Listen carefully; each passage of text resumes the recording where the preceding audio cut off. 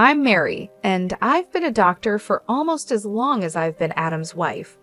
We've had our share of good times and tough moments, but those 32 years together passed by so quickly. Our home, big and warm, was always full of life, especially when our sons, Larry and Brian, were young. Larry and Brian were very different from each other, like night and day, but each brought their own kind of happiness into our lives. Adam and I, both being doctors, worked really hard to create a comfortable life for our family. Over the years, we managed to buy a couple of apartments, renting them out for some extra money.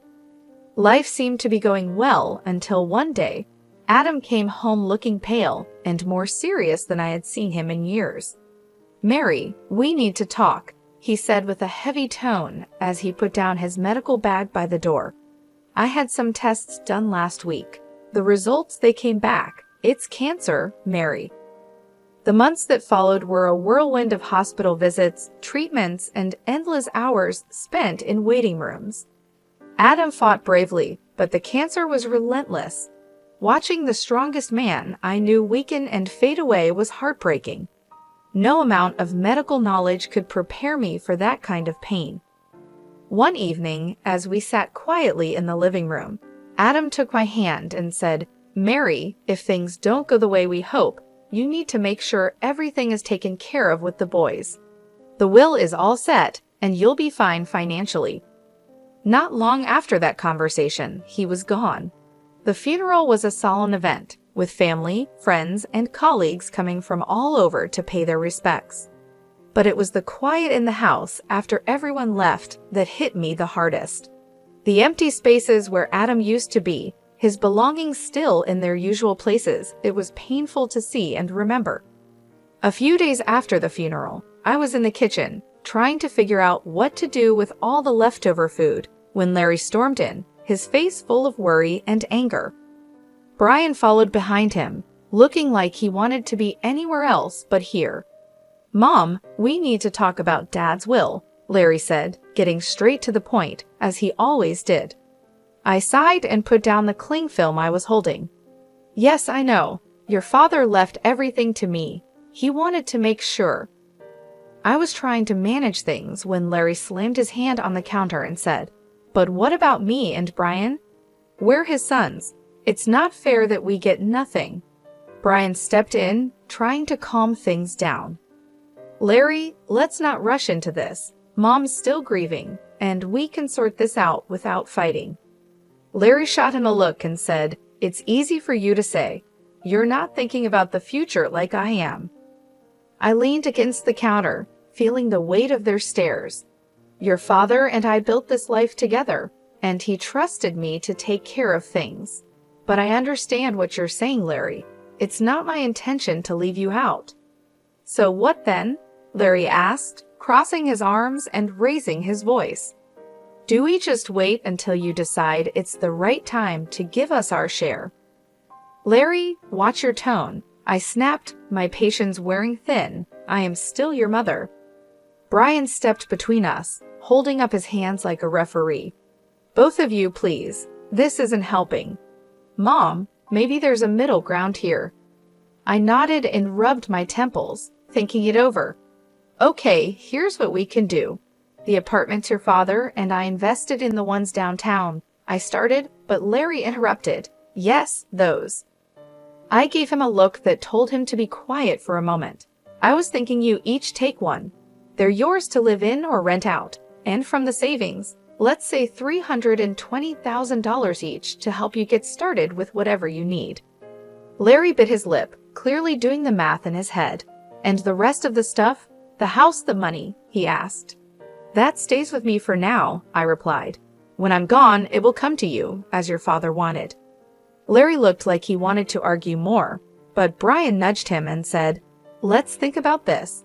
It's a fair start. Mom's not leaving us with nothing." Larry finally nodded, though he still seemed unhappy. "Fine, but I want this in writing, Mom. No more surprises." Of course, I agreed. "We'll get everything documented properly." As they left the kitchen, I could hear Brian whispering to Larry, "Give her a break, will you? She's doing her best." Larry muttered something under his breath that I couldn't catch, and honestly, I didn't really want to. As I washed up the dishes, I wondered if Adam could see us and what he would think. I hoped I was making the right choice, but only time would tell. And time, that tricky thing, isn't always on your side. It was a sunny afternoon, one of those rare days that makes everything feel okay, when Larry brought Julie over to meet me for the first time. They hadn't been dating long, but Larry was already head over heels for her. You could tell by the way he was fussing over her, which wasn't like him at all.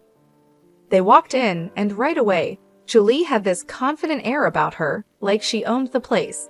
She was dressed up and strolled into my living room, with barely a hello, her eyes scanning everything around.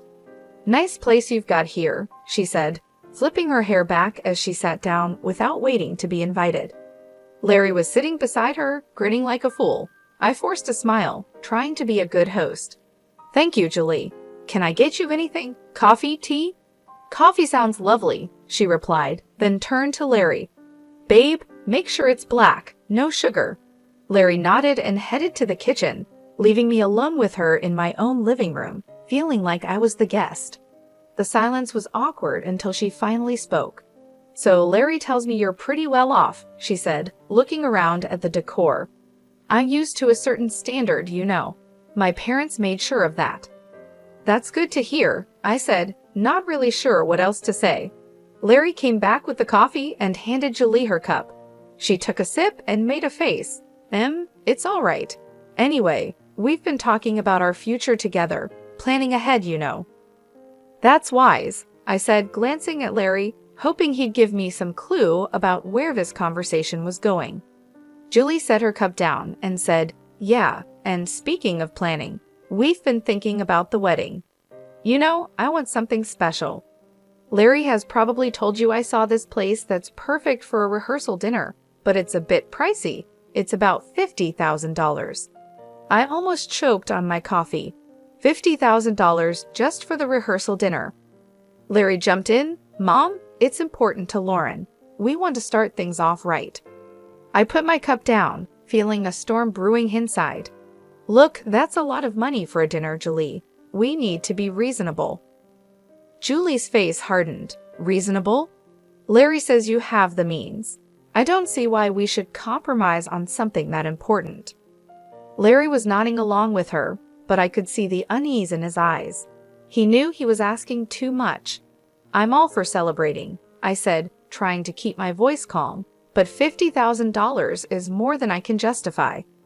Julie stood up, her chair scraping loudly against the floor. "I'm not used to compromising on my standards, Mary." I made it clear to Larry that I expected a certain standard of living. Larry tried to calm things down. "Mom, maybe we can find a middle ground." "There's no middle ground on $50,000 for a dinner, Larry.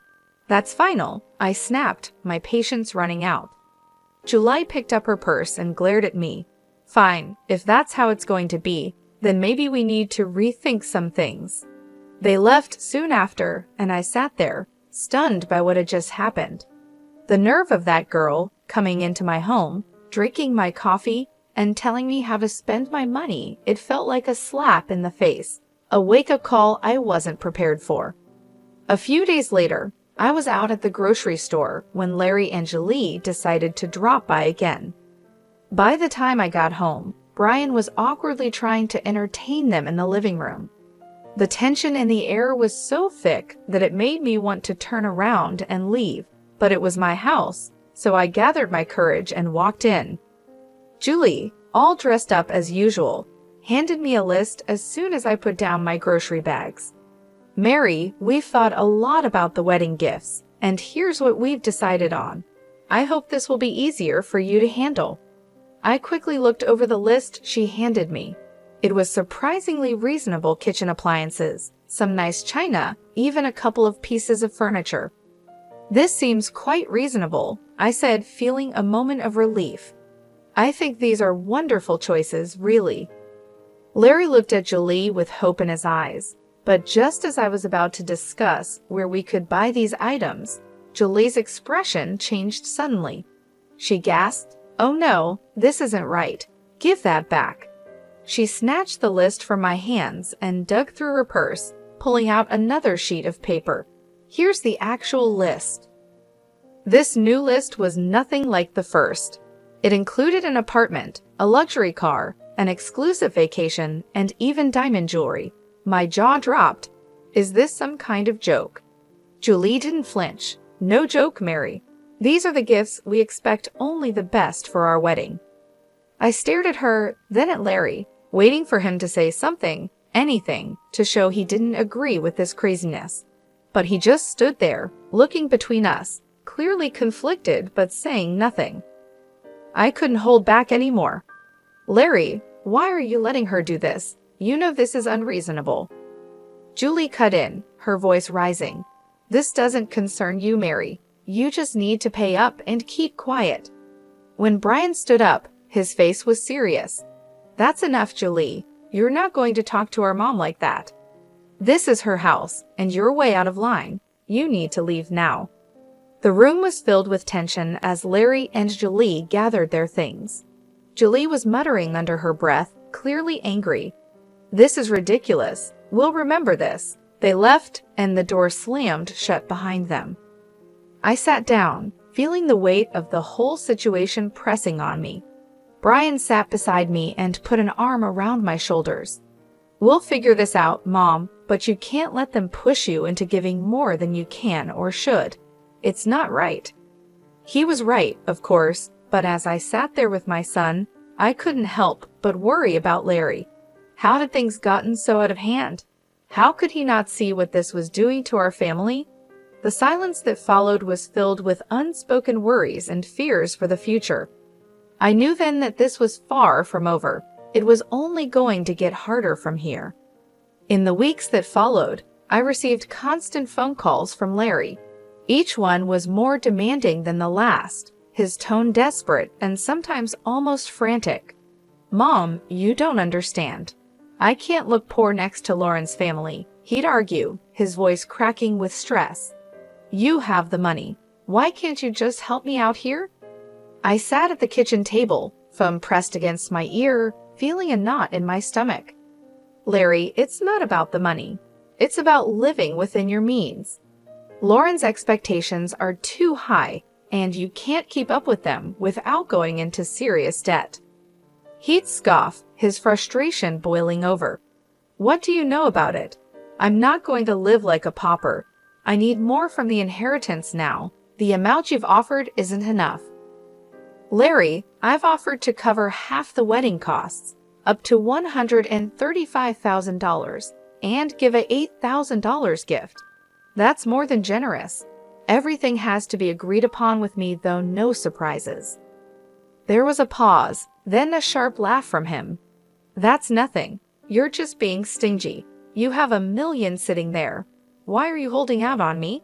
Because it's not just about the money, I replied, my patience wearing thin. It's about not feeding into this unrealistic fantasy that's going to ruin you. He yelled, loud enough that I had to pull the phone away from my ear. I don't need this. I'll handle it my way. Forget you. And with that, the call ended. Months passed in silence. I tried to keep myself busy with daily routines, trying not to worry about Larry, but the peace was short-lived. One afternoon, the phone rang, and it was my sister-in-law, Hannah. Mary, I thought you should know. Hannah's voice was hesitant, careful. Larry is flying all the wedding guests to Bermuda. He sold his apartment to pay for it and expects you to get there on your own. He mentioned you weren't interested in helping. I hung up, a mix of anger and sorrow swirling inside me. How could he be so reckless? Before I could process it all, Brian came into the room, his expression serious. Mom, there's something you need to hear. I recorded their conversation when they were sitting here in the living room. He handed me an audio recorder. I pressed play, and the voices of Larry and Julie filled the kitchen. Your mom is just a nasty old woman with a fat wallet. We need to squeeze as much as we can out of her and then cut her off, Julie's voice said coldly. Larry's voice responded, just as chilling. Whatever it takes, Lauren, I'm not going to let her control us. If it comes down to it, I'll kick her out in her underwear. I turned off the recorder, my hands trembling. Hearing my own son speak like that about me, his mother, was too much. The room spun as I tried to understand the depth of his betrayal. Deciding to fly to Bermuda wasn't easy, but Brian was by my side, both of us tense but determined to face whatever awaited us. When we landed and approached the venue, I was taken aback by the sheer extravagance of it all, flowers everywhere, lights strung like stars across the evening sky, and music floating in the air. As we walked into the gathering, I spotted Larry and Julie mingling with the guests. They looked like the perfect couple, all smiles and laughter. My heart ached to see my son so lost in this artificial paradise. Before I could take another step towards them, Julie spotted us. Her smile vanished, replaced by a scowl as she marched over, her high heels clicking angrily against the stone pathway. "You shouldn't be here," she hissed, stopping just inches from me, her voice loud enough to draw attention. "This is my day, and you're not welcome." I was stunned, but before I could respond, her parents, who had overheard everything, came over. Her father, a tall and stern-looking man, spoke first. "Julie, that is no way to speak to your guest, especially not to Larry's mother." His tone was firm, and it made her cheeks flush with embarrassment. Her mother, looking just as upset, turned to me with an apologetic smile. "Mary, please come with us. Let's find you a place to sit."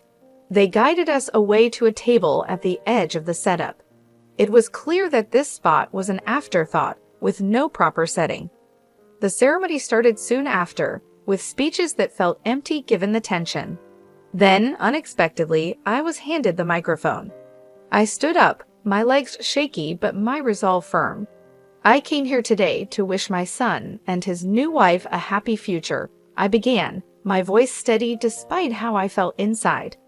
"But I also believe in honesty and integrity, qualities that have been sadly missing in the events leading up to this day." Julie's face went from pink to red, her eyes glaring at me with anger. I was asked for money, time, and again in amounts that no reasonable person would find justifiable. When I couldn't meet these demands, I was threatened with being cut off from my family and future grandchildren. My voice cracked a little, but I continued. Brian, seeing my distress, stepped closer and put a supportive hand on my shoulder.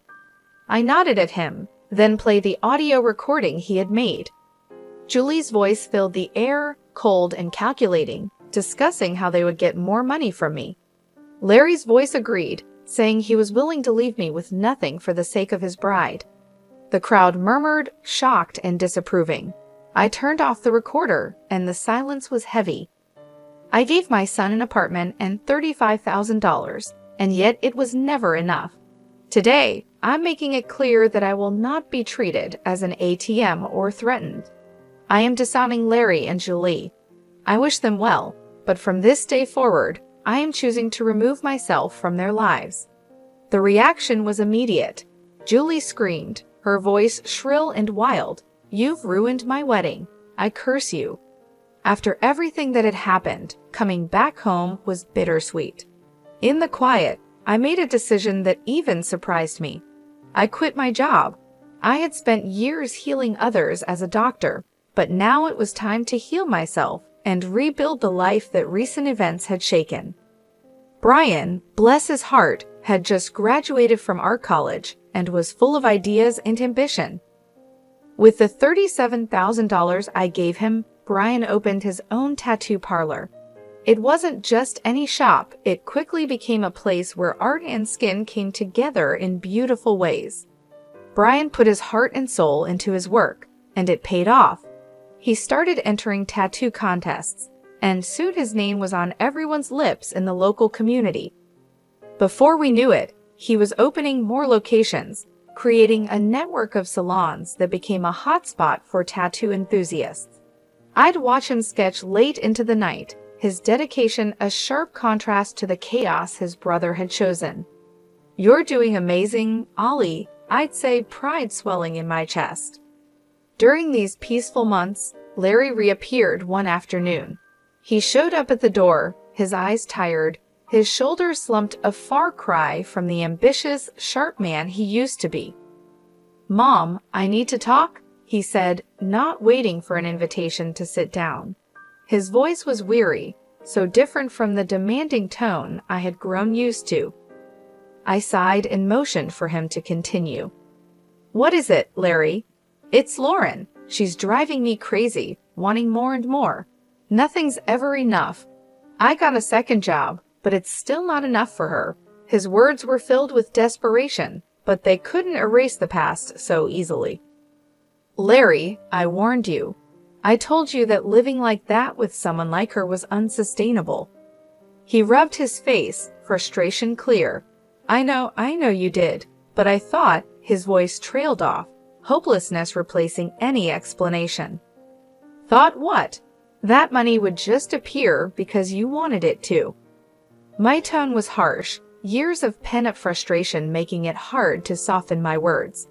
"Look at your brother. He started with the same amount and made something of himself without stepping on others." Larry bristled. "Yeah, well, not everyone's like Brian, are they? I have rights to the inheritance too, remember? And when you're gone, it'll come to me." That was the last straw. "Get out, Larry," I said, my voice cold and firm. "And don't come back. Not this time. You chose your path." His jaw tightened, and for a moment, I thought he might argue, but then he turned and walked out, the door slamming shut behind him. As I stood in the silence that followed, Brian came downstairs, having heard the last part of our exchange. "Are you okay, Mom?" he asked. I nodded, wrapping my arms around him. "I am now, thanks to you. Let's just focus on the good we can do and the life we can build."